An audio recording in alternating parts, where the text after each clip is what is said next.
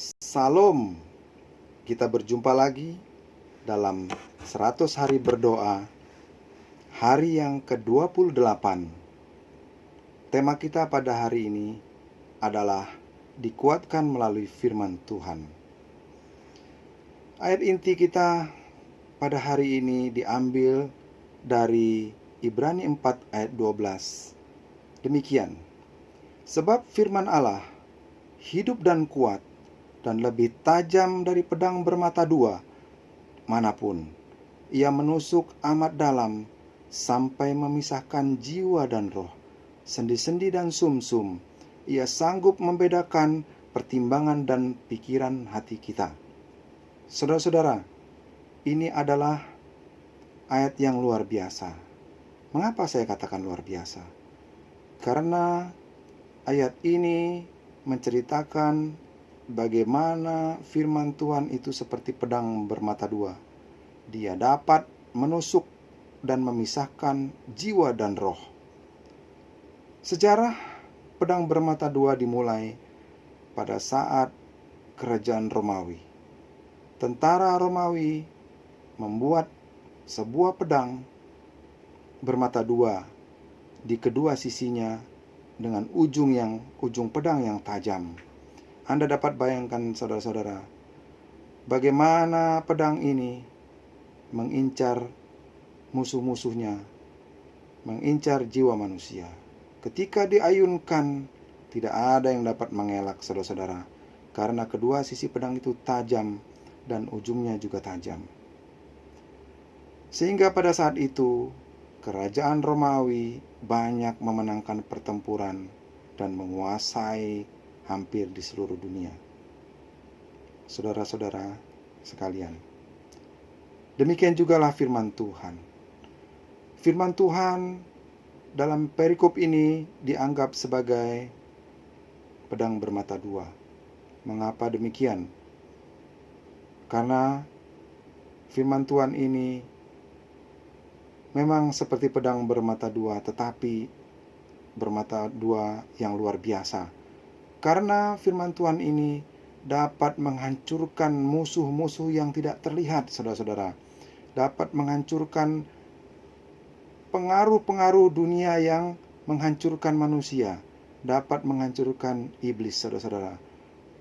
Berbeda dengan pedang bermata dua zaman dahulu kala, hanya menghancurkan manusia, menghancurkan musuh-musuh yang terlihat. Tetapi firman Tuhan dapat menghancurkan musuh-musuh yang tidak terlihat.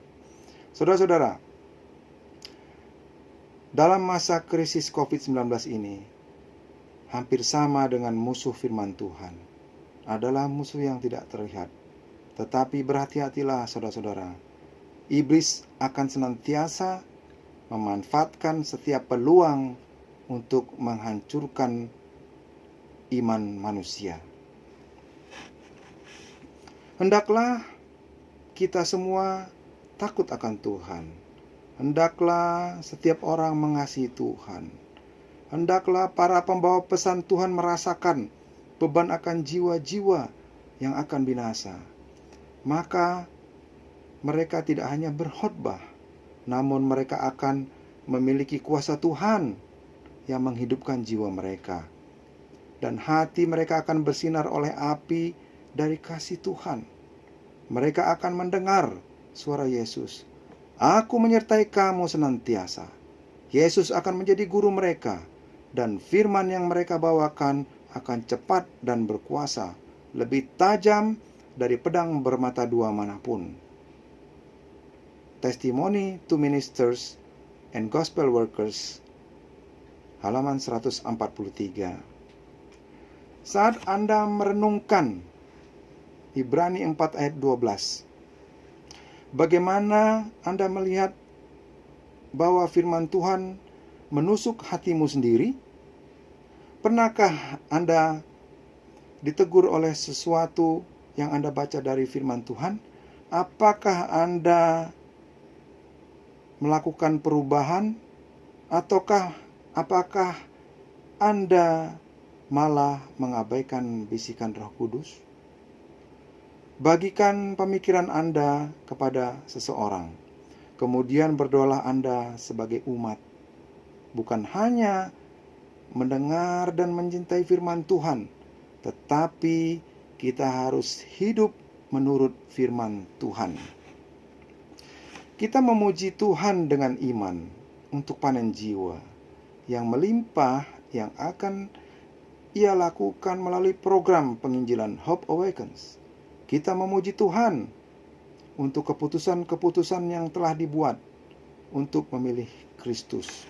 Saudara-saudara yang terkasih dalam nama Yesus Kristus, berdoalah untuk orang-orang yang sedang berada di dalam krisis COVID-19, yang mungkin sedang bergumul untuk diri sendiri, atau memiliki orang-orang terkasih yang sedang bergumul dengan penyakit ini.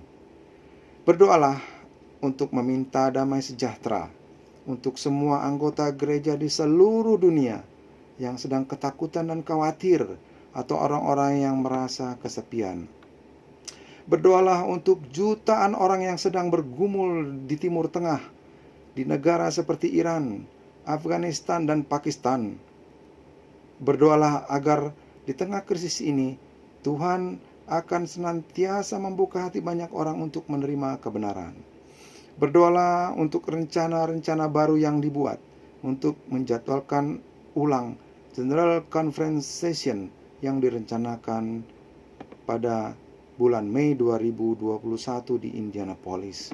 Berdoalah agar rapat ini akan berjalan sesuai rencana rohani yang berfokus pada misi, dan supaya Roh Kuduslah yang akan mengendalikan sepenuhnya. Berdoalah untuk turunnya hujan akhir ke atas gereja, sehingga pekerjaan dapat diselesaikan dan kita dapat segera pulang ke rumah. Demikianlah, saudara-saudara, renungan 100 hari berdoa pada hari yang ke-28. Mari kita satukan hati dan berdoa.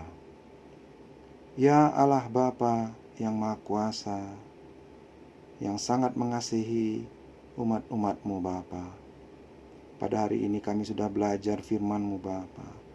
Bagaimana firman-Mu itu seperti pedang bermata dua, dapat menembus jiwa dan roh Bapa. Kiranya pedang rohani ini Bapa dapat membantu kami mengalahkan pengaruh-pengaruh jahat yang dapat merusak kehidupan manusia.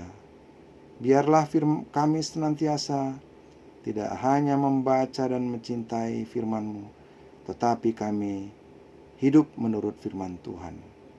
Demikianlah Bapa, kiranya Engkau senantiasa mengasihi umat-umat-Mu Bapa dalam situasi yang sulit ini.